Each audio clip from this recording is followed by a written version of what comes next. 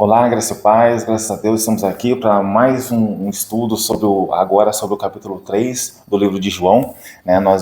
Viemos já estudando sobre o capítulo 1, capítulo 2, e hoje é o capítulo 3, e nessa semana nós estaremos estudando em três partes, né? Então, será hoje, segunda-feira, quarta e sexta, se Deus quiser, estaremos postando estudos, esses vídeos, para que a gente possa entender melhor cada ponto, cada uma dessas três partes do capítulo 3 do livro de João, que nos ensina tanto. Já quero pedir para que você deixe seu like, para que o YouTube possa perceber que é um vídeo relevante, possa compartilhar com mais e mais pessoas, e depois você compartilhe esse vídeo com alguém que você sabe que vai gostar de ouvir essa palavra, esse estudo, e também deixe seus comentários no final, tá bom? Então, fazendo um compêndio geral aqui desse capítulo, esse capítulo ele é dominado pelo encontro noturno, né, entre Nicodemos e Jesus. Nicodemos era um mestre em Israel e ele precisava entender a lição mais simples e profunda da salvação. Esse capítulo ele encerra com um testemunho também sobre João Batista, né, o último testemunho de João Batista. Ele começa com esse momento onde Nicodemos ele encontra Jesus, às escuras até, né, por conta do seu receio, algo que eu vou comentar mais para frente, e depois com o último testemunho de João Batista. Então, o alvo desse estudo, né, do capítulo 3, é o ministério e a necessidade do novo nascimento. O nosso alvo é compreender a necessidade absoluta da regeneração espiritual para entrar no reino de Deus e a simplicidade do plano da salvação revelado no amor de Deus. Mais uma vez, só quero estar frisando aqui, eu estou usando aqui um PDF, é um estudo que eu tenho feito, eu tenho bolado, organizado sobre cada capítulo que eu estou estudando, né? Mais pra frente eu quero juntar todos e estar ofertando, né? Aqueles que quiserem, mas é uma forma de deixar mais organizado o estudo e algo até como dica aí para você, quando você for fazer os seus estudos, deixe bem organizado, fica fácil depois para você lembrar e poder estudar, rever ele novamente. Então, o primeiro ponto, o mestre em Israel e o nascimento do alto. Os versículos que eu vou abordar nesse estudo é entre o primeiro até o 13. Jesus ele confronta um líder religioso com a verdade de que a religião e a tradição são insuficientes para a salvação.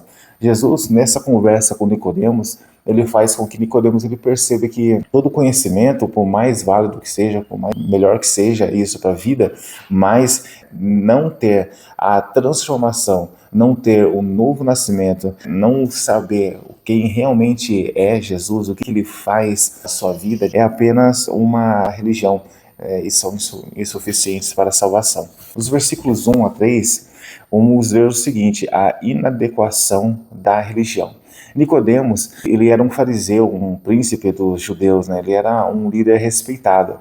Reconhece que Jesus é um mestre enviado por Deus. Ele vinha à noite, talvez por medo, né, como eu disse lá atrás, ou para um debate intelectual. Ele quis ir de maneira sorrateira, né, para que ninguém visse que ele estava indo até Jesus, até por conta da posição dele, mas ele queria ter algum tipo de debate com Cristo, para que pudesse entender mais, que ele começou a nascer aquela chama no coração dele. Ele falou, não, ele parece que é o Filho de Deus mesmo, parece que eu estou conseguindo entender alguma coisa. Jesus, ele não elogia sua posição e seu conhecimento, ele vai direto ao ponto, com a declaração mais cortante. Se alguém não nascer de novo, não pode ver o reino de Deus.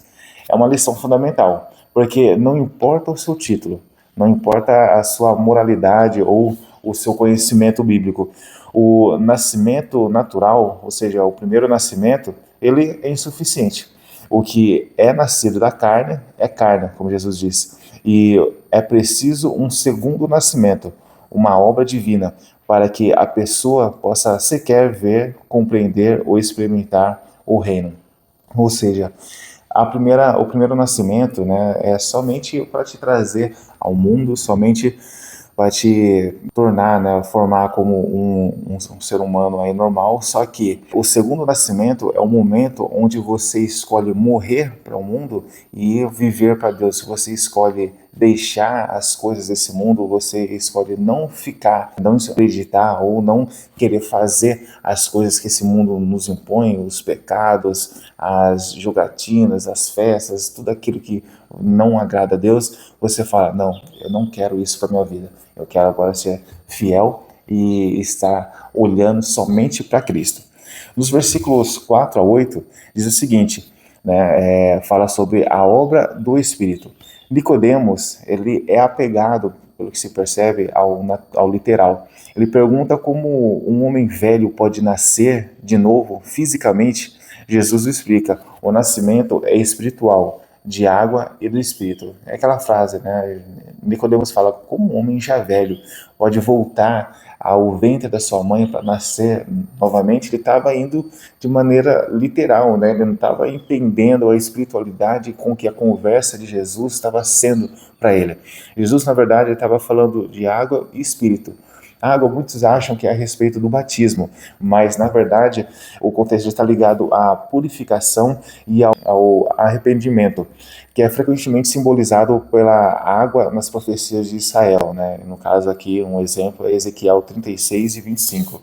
E também quando Jesus fala do Espírito, é quando fala que é uma obra soberana de Deus, de uma regeneração do coração, né? O Espírito Santo, ele age de maneira invisível e imprevisível, como o vento, né? Que até é citado, o vento sopra onde quer. E não tente controlar o Espírito Santo. A regeneração, ele é um ministério divino.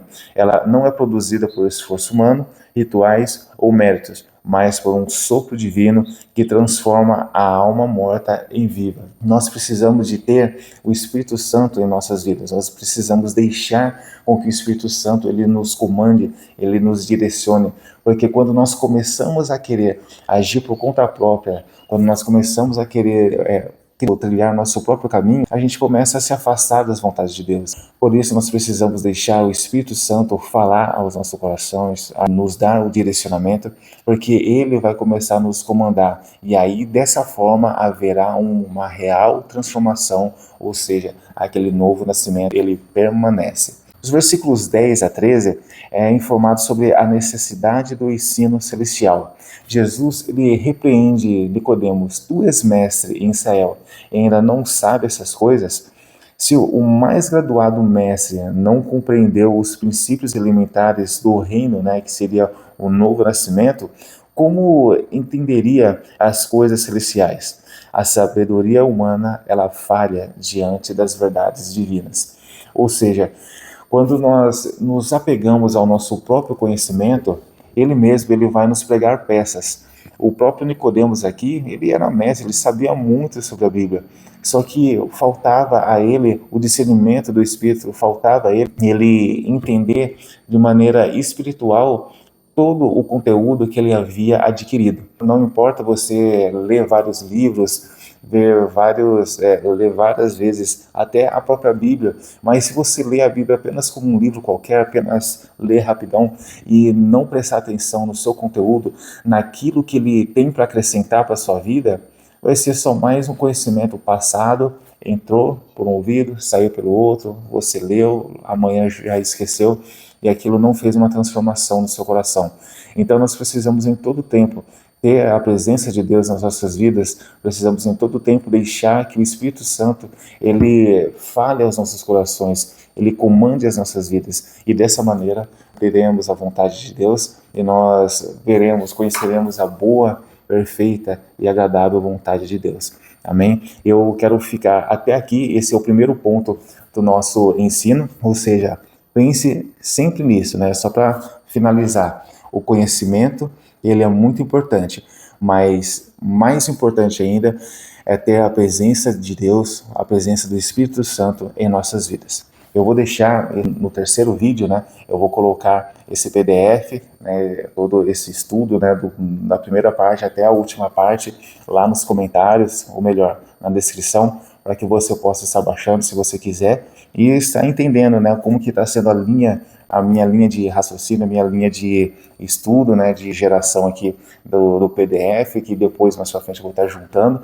Então, para que você possa entender como que é a minha forma de estar estudando a palavra de Deus. Espero que tenha acrescentado ao seu coração, que você tenha entendido. Se ficou alguma dúvida sobre essa primeira parte, deixe nos comentários que eu estarei respondendo. Se quiser me falar algum tipo de assunto que você gostaria de ouvir eu falar, de ouvir com que eu ensinasse ou explicasse esse assunto, deixe nos comentários, tá bom? Que Deus continue te abençoando, sigamos avançando, sigamos compartilhando Jesus. Deus abençoe.